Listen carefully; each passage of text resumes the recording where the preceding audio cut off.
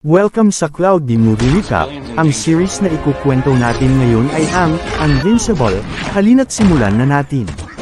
Sa White House, dalawang lalaki ang casual na nagkukwentuhan habang naka-duty nang biglang lumindol at magsimulang maghiwa-hiwalay ang lupa. Mula sa ilalim ng lupa, dalawang supervillain na kilala bilang Mer Twins ang agad na lumitaw. Pinaputukan sila, ngunit hindi sila natinag. Binaril ni Steve ang isa sa kambal at nanginginig na inutusan itong umatras. Lumapit ang kambal sa kanya at muling binaril ni Steve, na sa pagkakataong ito ay nasira ang mata ng kambal. Bago pa man niya mapatay si Steve, dumating ang Guardians of the Globe upang harapin ang Mer Twins at inutusan ang mga sibilyan na lumikas. Habang nakikipaglaban ang mga bayani, tinulungan nila ang mga sibilyan na makalikas. Binutis ng Mer Twins ang mga pader upang makapasok. Isa sa kambal ang naghagis ng babae, ngunit nasalo ito ni Darkwing. Gayunpaman, habang bumagsak sila sa lupa, inihagis ng kambal ang isang tangke na pumilit kay Darkwing na gamitin ang kanyang lakas upang protektahan sila mula sa pagkadurog. Hindi niya nailigtas ang dalawa, pero nagamit niya ang grappling hook upang mailigtas ang babae. Nang tila siya ay madudurog, binuhat ni Omni-Man ang tangke at tinulungan siyang makaalis. Sa huli, napasuko ng Guardians ang Mer Twins at naibalik ang kaayusan sa White House. Pinanood ni Mark Garrison at ng kanyang ina ang balita tungkol sa pag-atake ng Mer Twins sa White House. Dumating si Nolan sa bahay, hinalikan ang kanyang asawa, at binanggit na pupunta sila sa Berlin, na ikinapanibugho ni Mark. Gayunpaman, sinabi ng kanyang ama na makakapunta rin siya roon pag lumabas na ang kanyang mga kapangyarihan. Sa paaralan, nagulat ang kaibigan niyang si William na nakalapit ng ganoon kalapit ang Mer Twins sa presidente, ngunit itinuro ni Mark na hindi naman sila nakapasok sa loob at nandoon si Omni-Man. Sa pasilyo, tinukso ni Todd ang isang babae na sinabi sa kanyang tigilan siya.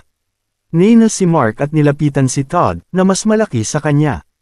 Sinuntok siya ni Todd, pero nasadyop siya ni Amber na sinipa si Todd sa ari. Pagkaalis ni Todd, pinasalamatan si Mark pero siya'y naiwan na may pasa. Kinagabihan, nagtatapon si Mark ng basura sa kanyang trabaho, na hindi madali para sa kanya. Pero nang buhatin niya ang pangalawang bag at malayo itong naihagis, napagtanto niyang lumabas na ang kanyang kapangyarihan. Pag-uwi niya, sinabi niya sa kanyang mga magulang na nararamdaman na niya ang kanyang mga kapangyarihan. Hindi nag-react ang kanyang ama agad, kaya siniko siya ni Debbie. Saka lang siya binati ni Nolan at sinabing magsasanay sila kinabukasan. Ngunit hindi makatulog si Mark, at naalala niya ang sinabi ng kanyang ama tungkol sa lakas at bilis ng mga Viltrumite. Lumabas siya ng kanyang kwarto at, nang hindi nagdadalawang isip, tumalon mula sa bubong, at natuklasang kaya na niyang lumipad. Lumipad siya sa kalangitan ngunit muntik nang mabangga ang isang eroplano, na nagtulak sa kanya sa atmosfera kung saan siya nawalan ng malay. Nang magising siya, malapit na siya sa lupa at bumagsak sa kalsada sa harap ng kanilang bahay. Nagising siya ng alas 6 ng umaga, pagod na pagod. Sinabi ng kanyang ama na magsasanay sila. Habang nasa himpapawid, sinabi ng kanyang ama na makakasanayan din niya ang paglipad at kailangan lang mag-focus.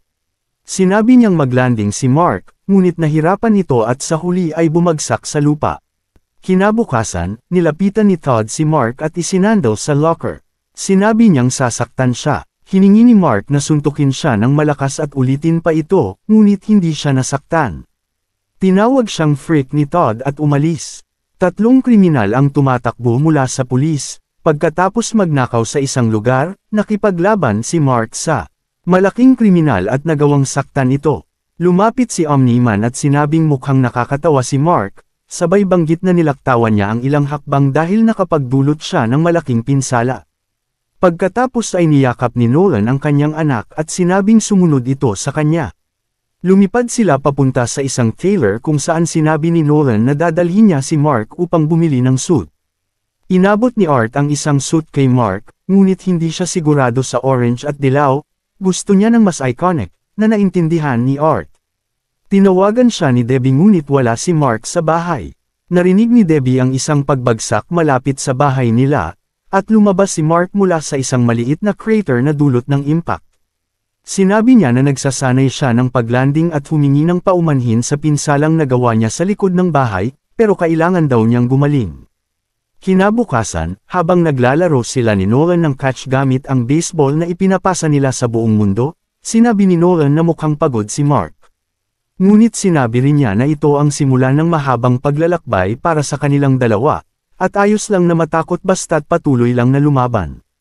Dahil dito, na-inspire si Mark at nagmadaling pumunta sa shop ni Art, sinabing handa na siya sa pangalan niya. Maya-maya, nakaupo si Mark sa tuktok ng isang crane na suot ang bago niyang suit at lumilipad sa lungsod. Habang ginagawa ito, nakita niya mula sa malayo ang isang laser attack na pumatay kay Kilcannon, isang super criminal. Pinaputukan siya ng mga pulis ngunit wala siyang pakialam. Dumating si Mark sa lugar at sinuntok si Kilcannon sa ilang pader at kalsada hanggang sa hindi na ito makagalaw. Sa tagumpay, ipinakilala ni Mark ang sarili bilang Invincible. Tinawag ang Red Rush, The Immortal, Aquaros, Connie, War Woman, Martian Man, at Darkwing sa headquarters. Pagdating nila, napansin nilang walang ibang guardian ang nag-activate ng alerto. Nararamdaman ni Red Rush ang presensya ni Omni-Man at nailigtas si The Immortal sa pagkapugot gamit ang super speed. Naisip nilang traidor si Omni-Man kaya sabay-sabay siyang inatake. Tumanggap si Omni-Man ng ilang suntok mula kay Red Rush bago nito mahuli ang pulso nito at brutal na dinurog ang bungo niya sa harap ng lahat. Binalot siya ni Martian Man habang patuloy ang pakikipaglaban ng ibang Guardians. Patuloy na nanag si Omni-Man, pinaslang si Darkwing sa pamamagitan ng pagbasag ng ulo nito sa sahig, at binutis ang bungo ni Green Ghost gamit ang kanyang kamao.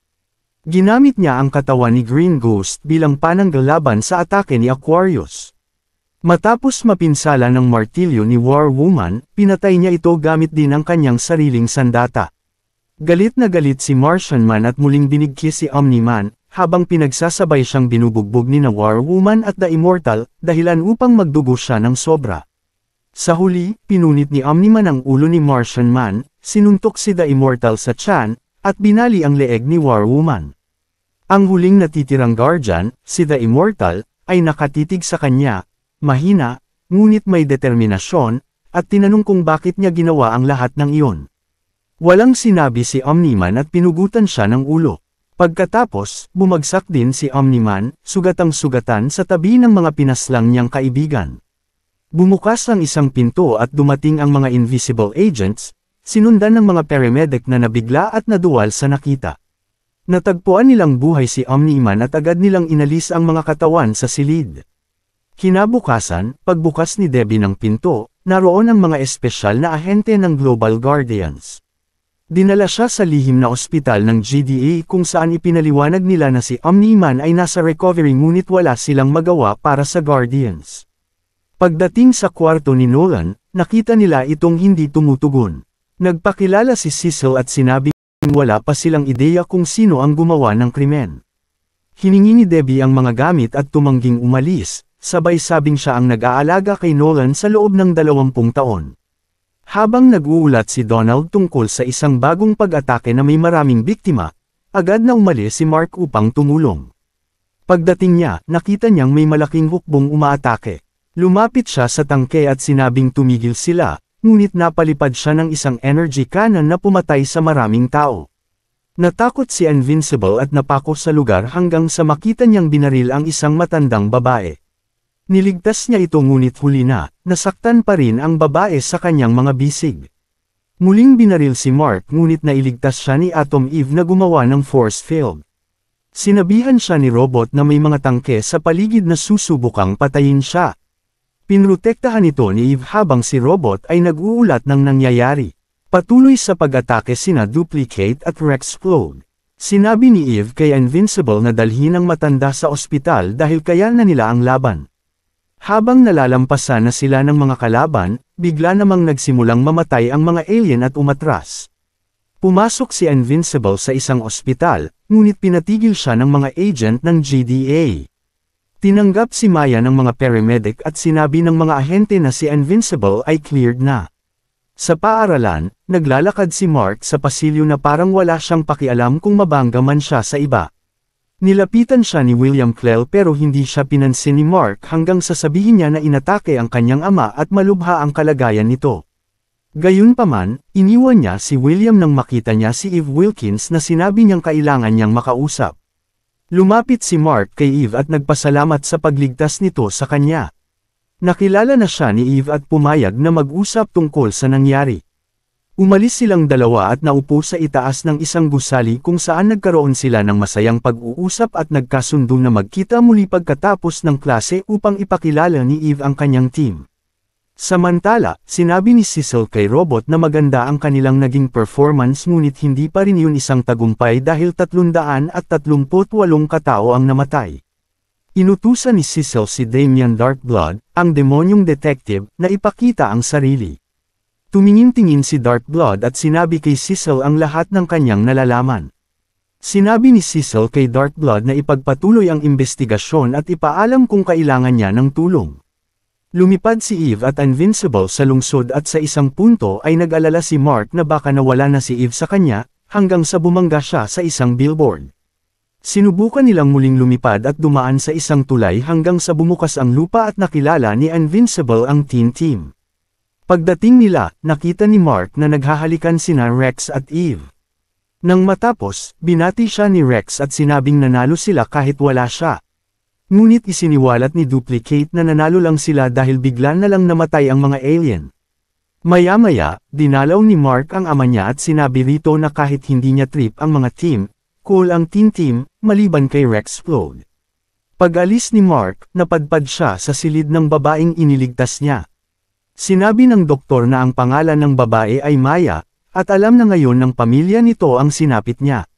Sinabi ni Mark kay William na magkaibigan lang sila ni Eve, ngunit habang nasa cafeteria siya, nagtagpo ang paningin nila ni Eve at sinenyasan siya nitong lapitan siya. Lumapit si Amber kay William at tinanong kung sila ni Eve ay nagde-date. Tumugon si William sa tanong at tinanong si Amber kung gusto nito ng number niya, na isinulat niya sa papel.